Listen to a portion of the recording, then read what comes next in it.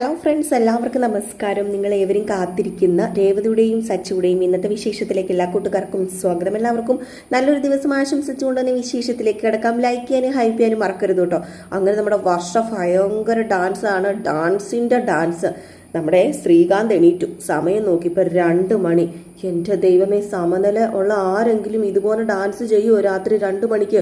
ഇതെന്താ ഇവക്ക് വട്ടോ എന്നും പറഞ്ഞ് നേരെ സച്ചിയുടെ അടുത്തേക്ക് ചെന്നു, രേവതിയുടെ അടുത്തേക്കും ചെന്നു. അങ്ങനെ 2 പേരെയും വിളിച്ച് എണീപ്പിക്കുകയാണ്. എന്നിട്ട് കാര്യം അങ്ങ് പറഞ്ഞു കേട്ടോ. കാര്യം പറഞ്ഞു കഴിഞ്ഞപ്പോഴത്തേക്ക് വർഷ ഈ 2 മണിക്ക് ഡാൻസ് കളിക്കുകയാണെന്നോ? നീ എന്താണ് ഈ പറയുന്നത്? നിനക്കെന്താ രാത്രി തനിക്ക് ഓളമാണോ എന്ന് ചോദിച്ചപ്പോഴത്തേക്കും എനിക്കല്ല ഓളം, അവക്ക ഓളം വർഷയ്ക്ക്. അല്ലെങ്കിൽ പിന്നെ 2 മണിക്ക് അവൾ ഡാൻസ് കളിക്കുമെന്ന് വെച്ചപ്പോൾ രേവതി നീ എന്താ ശ്രീകാന്ത് ഈ പറയുന്നത്? എനിക്ക് മനസ്സിലാവുന്നില്ല. അവൾ ഡാൻസ് കളിക്കുകയാണെന്നോ? നീ ഇങ്ങനെ വെറുതെ പൊട്ടത്തരങ്ങളൊന്നും വിളിച്ചു പറയരുതെന്ന് പറഞ്ഞപ്പം ഇങ്ങ് വാ ഞാൻ കാണിച്ചു തരാം എന്ന് പറഞ്ഞുകൊണ്ട് എന്ത് ചെയ്തു, നമ്മുടെ സച്ചിനെ രേവതിനെ നേരെ വിളിച്ചുകൊണ്ട് പോവുകയാണ്. എങ്ങോട്ടേക്ക്? വർഷ ഡാൻസ് കളിക്കുന്നത് കാണിച്ചു കൊടുക്കാനായിട്ട്. അങ്ങനെ റൂമിന്റെ ഫ്രണ്ടിൽ കൊണ്ടുവന്ന് നിർത്തി രേവതിനെയും സച്ചിനെയും. നോക്കിക്കഴിഞ്ഞപ്പോഴത്തേക്കും ദാണ്ട കിടക്കണു വർഷ ഭയങ്കര ഡാൻസിന്റെ ഡാൻസ്. അപ്പൊ ശ്രീകാന്ത് കണ്ടോ, ഞാൻ പറഞ്ഞ സത്യമല്ലേ, അവക്ക് എന്തോ പ്രശ്നമുണ്ട്, അല്ലെങ്കിൽ ഈ സമയത്ത് അവൾ ഡാൻസ് കളിക്കുമെന്ന്. ഈ ഒരു സമയത്ത് നമ്മുടെ സച്ചി വർഷയെന്ന് വിളിച്ചു. വർഷ വിളി കേട്ടില്ല, ദേഷ്യപ്പെട്ടിട്ട് വർഷയെന്ന് വിളിച്ചപ്പോഴത്തേക്ക് വർഷ പെട്ടെന്ന് ഡാൻസ് അങ്ങ് നിർത്തി.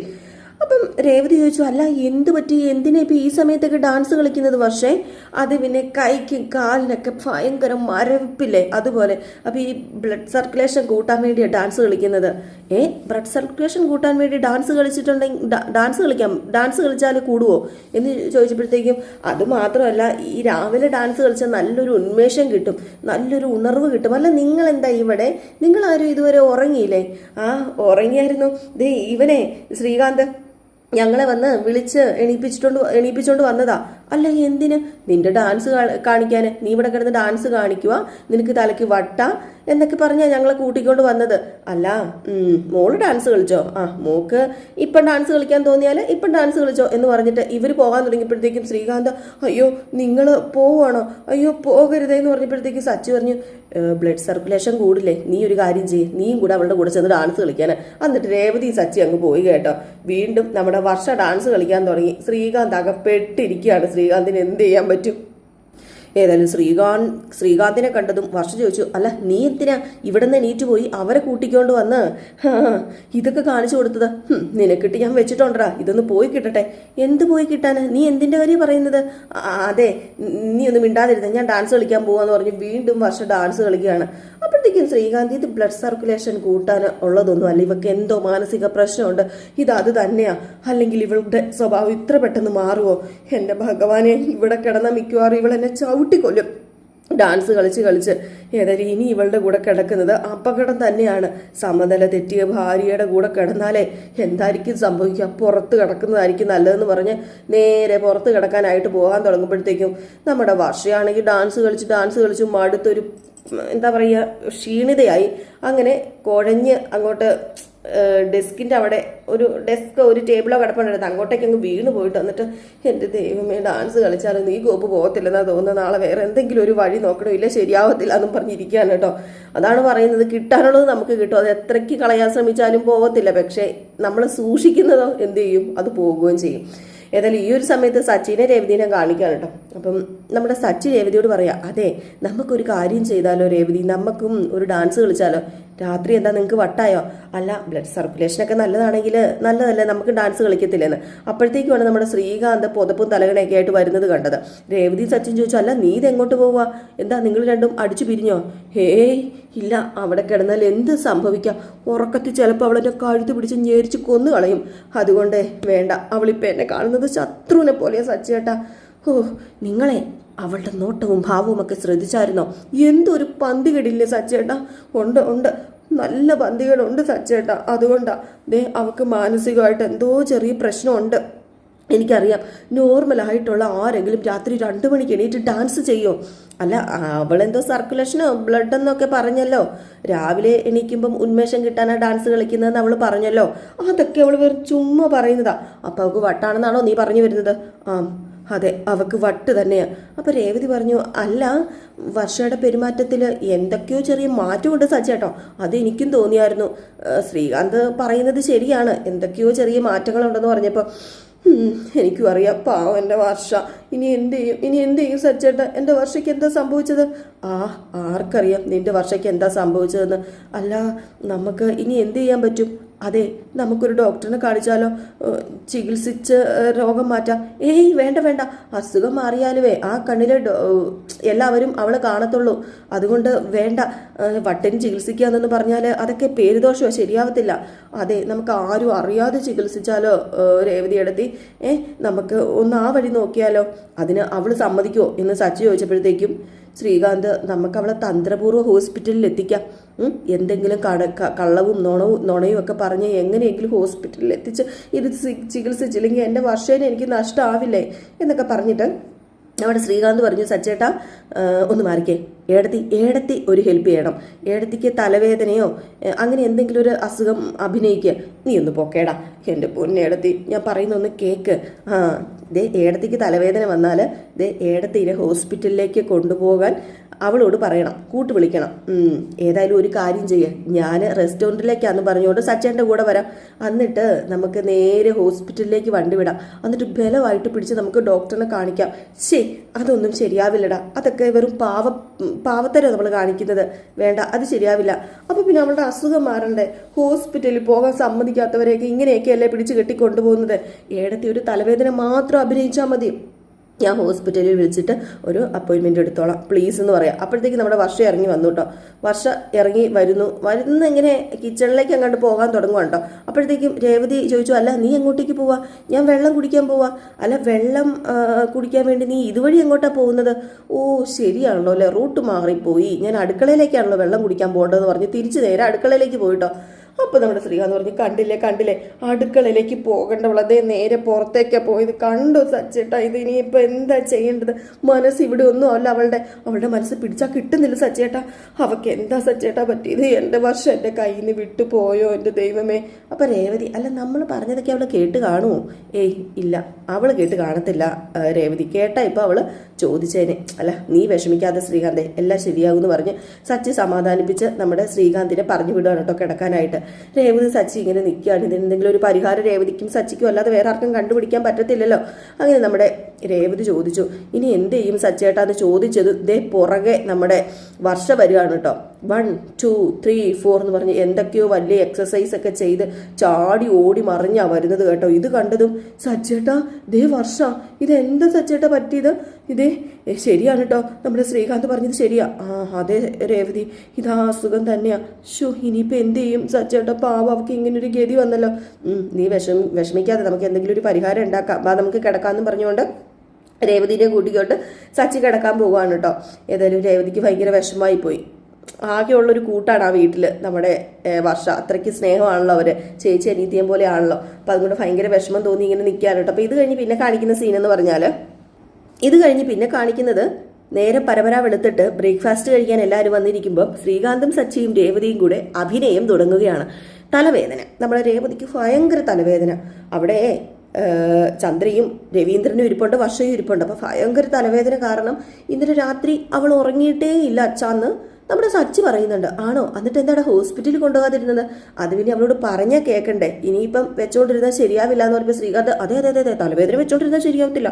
തലവേദന വെച്ചോണ്ടിരുന്നാലേ ഭയങ്കര ആപത്താ, അത് ചിലപ്പം വലിയ വലിയ അസുഖങ്ങളിലേക്ക് പോകും എന്നൊക്കെ പറഞ്ഞപ്പോഴത്തേക്കും നമ്മുടെ രവീന്ദ്രനും പറഞ്ഞു, എന്നാൽ പിന്നെ ഒരു കാര്യം ചെയ്യ്, വെച്ച് താമസിപ്പിക്കണ്ട, നീ അവളെ ഹോസ്പിറ്റലിൽ കൊണ്ടുപോകാൻ നോക്കാൻ പറയുമ്പം അത് പിന്നെ എനിക്കൊരു ഓട്ടോ ഉണ്ട് അച്ഛ, അപ്പം എന്ത് ചെയ്യുമെന്ന് എനിക്കറിയത്തില്ല. ഒരു ഓട്ടോ ഉള്ളത് കൊണ്ട് എനിക്ക് ഹോസ്പിറ്റലിൽ പോകാൻ നിവർത്തിയില്ല.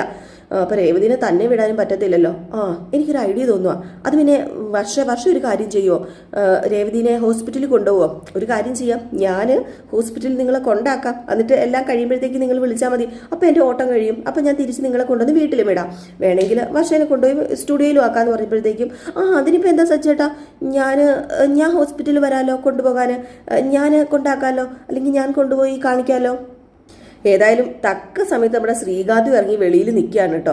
ഏതായാലും ഈ ഒരു സമയത്ത് ശ്രീകാന്തിനോട് നമ്മുടെ സച്ചി ചോദിച്ചു ഏത് ഹോസ്പിറ്റലാണ് പോകുന്നത്? അവിടെ ഡോക്ടർ എലിസബത്ത് എന്ന് പറഞ്ഞൊരു ഡോക്ടറുണ്ട്, അവിടെ ഫേമസ് ആയിട്ടുള്ള ഡോക്ടറിനെ കാണിക്കാന്ന് പറയുമ്പോൾ എടാ അവർക്ക് സംശയമൊന്നും ഇല്ലല്ലോ ശ്രീകാന്തെ. സംശയമൊന്നും ഇല്ലെന്നേ. ഇനിയിപ്പോൾ സംശയം ഉണ്ടാകുമോ? ഉണ്ടാകാൻ വഴിയില്ലല്ലേ. ഏതായാലും ഈ സമയത്ത് നമ്മുടെ രേവതി തലയിലൊക്കെ കൈവച്ച് വരുന്നു. രേവതിനെ പിടിച്ചുകൊണ്ട് നമ്മുടെ വർഷയും വരികയാണ് കേട്ടോ. അപ്പോൾ വർഷ രേവതിനെ പിടിച്ച് പതുക്കെ കൊണ്ടുവരും. അത്രയ്ക്ക് തലവേദന കേട്ടോ, രേവതിക്ക് തല പൊട്ടിപ്പോവാ, സഹിക്കാൻ പറ്റാത്ത വേദന. അങ്ങനെ നമ്മുടെ വർഷ ചോദിച്ചു അല്ല സച്ചേട്ടാ ഏത് ഡോക്ടറിനെയാണ് കാണിക്കേണ്ടത് നമ്മൾ രേവതി ചേച്ചിനെ? അത് പിന്നെ ഡോക്ടർ എലിയല്ലേ എലീന എലിസബത്ത് എന്ന് പറയാൻ വന്നതാണ് കേട്ടോ. ഈ ഒരു സമയത്ത് നമ്മുടെ ശ്രീകാന്ത് പറഞ്ഞു അതെ നിങ്ങൾ പോകുവാണോ?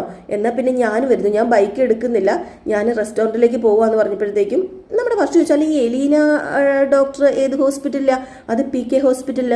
ഓ എന്നാൽ പിന്നെ ഒരു കാര്യം ചെയ്യുക, ശ്രീകാന്ത് ഇന്ന് ജോലിക്ക് പോകണ്ട, നമ്മുടെ കൂടെ ഇന്ന് ഹോസ്പിറ്റലിലേക്ക് വാ, നിന്നെ ഒന്ന് അവിടെ ഒരു എലിസബത്ത് ഡോക്ടറുണ്ട് കാണിക്കാന്ന് പറഞ്ഞപ്പം എന്നെ എന്തിനാ ഡോക്ടറിനെ കാണിക്കുന്നത്?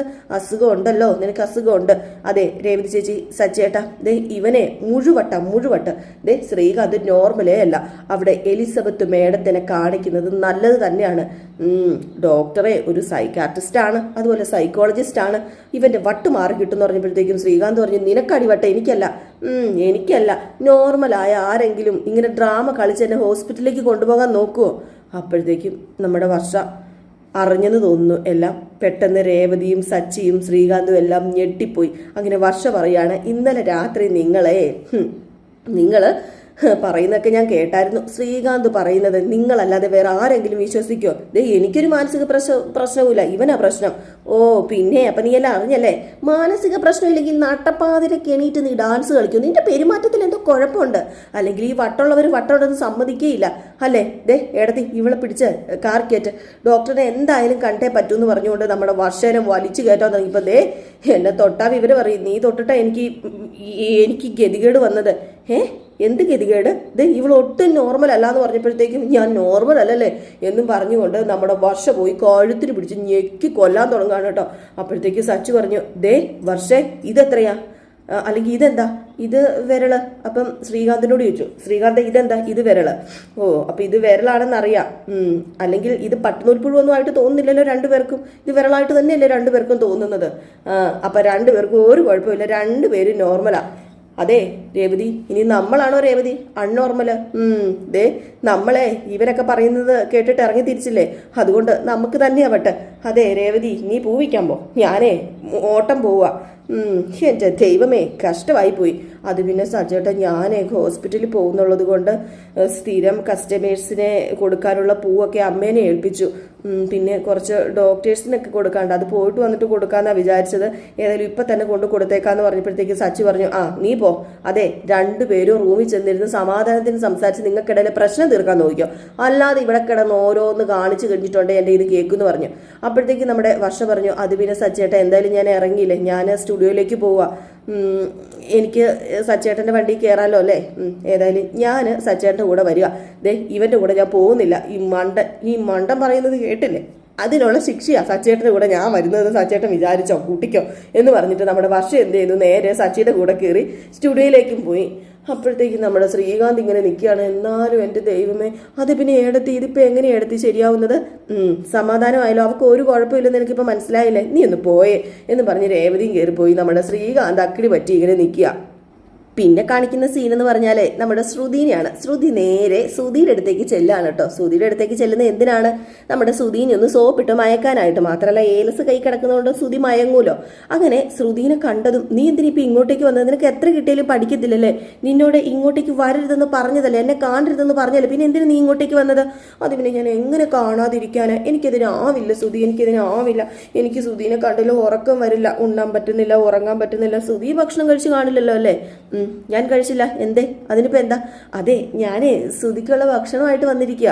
അല്ല ഞാൻ നിന്നോട് ഭക്ഷണം കൊണ്ടുവരാൻ പറഞ്ഞോ? ഇല്ലല്ലോ. അത് പിന്നെ ഇതൊക്കെ പറയുന്നത് എന്തിനാ? ഞാൻ അറിഞ്ഞ് ചെയ്യേണ്ടതല്ലേ. ശ്രുതിയോടുള്ള സ്നേഹത്തിന് എനിക്ക് ഒരു കോട്ടവും തട്ടിയിട്ടില്ല. ഭക്ഷണം കൊണ്ടുവരണമെന്ന് തോന്നി, ഞാൻ കൊണ്ടുവന്നു, ഇത് കഴിക്കുക. ഓ, ഭയങ്കര സ്നേഹം തന്നെ, ഭയങ്കര സ്നേഹം. അതെന്താ, എനിക്ക് സുധിയെ സ്നേഹിക്കാനും സുധീനെ എൻ്റെ കൂടെ കൂട്ടാനും ഒക്കെ എനിക്ക് സുധിയുടെ അമ്മയുടെ അനുവാദം വേണോ? വേണ്ടല്ലോ.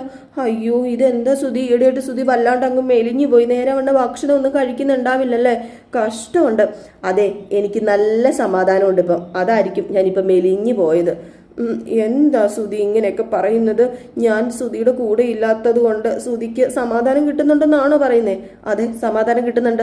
ഇല്ലില്ല, അത് കള്ളാണെന്ന് എനിക്കറിയാം. ഞാൻ കൂടെ ഇല്ലാത്തതിൻ്റെ വിഷമം സുധിക്ക് നന്നായിട്ടുണ്ട്, എനിക്ക് നന്നായിട്ട് അറിയാം. ദേ, എനിക്ക് ഒരു വിഷമവും ഇല്ല. ഞാനൊരു കാര്യം പറയാം, ദയവ് ചെയ്ത് അങ്ങോട്ട് വിട്ടുപിടി. അല്ല, പിന്നെ വീട്ടിലുള്ള എല്ലാവർക്കും സുഖം തന്നെയല്ലേ സുധി? അല്ല, അങ്കിള് എന്ത് പറയുന്നു? സുഖമായിട്ടിരിക്കുന്നോ?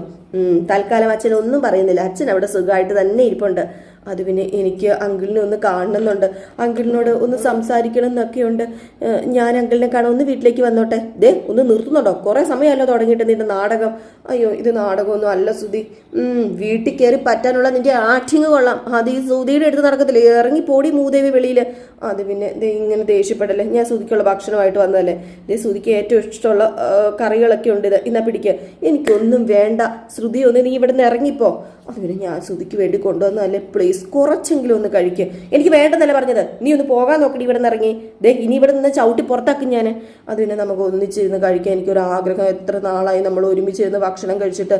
ദേ, നിനക്ക് എന്താ പറഞ്ഞാൽ മനസ്സിലാവത്തില്ലേ? എനിക്ക് വേണ്ടാന്ന് പറഞ്ഞാൽ വേണ്ട. നീ ഇവിടുന്ന് പോകുന്നുണ്ടോ ഇല്ലയോ? എനിക്കിപ്പം നീ പോയി തരണം, അതാ വേണ്ടത്. അല്ലാതെ ഇവിടെ നിന്ന് കഴിഞ്ഞാൽ അത് പിന്നെ ശ്രുതിക്ക് എന്നോട് ഇഷ്ടമുണ്ട് എന്ന് വിചാരിച്ചിട്ടാണ് ഞാൻ ഭക്ഷണമായിട്ട് വന്നത്.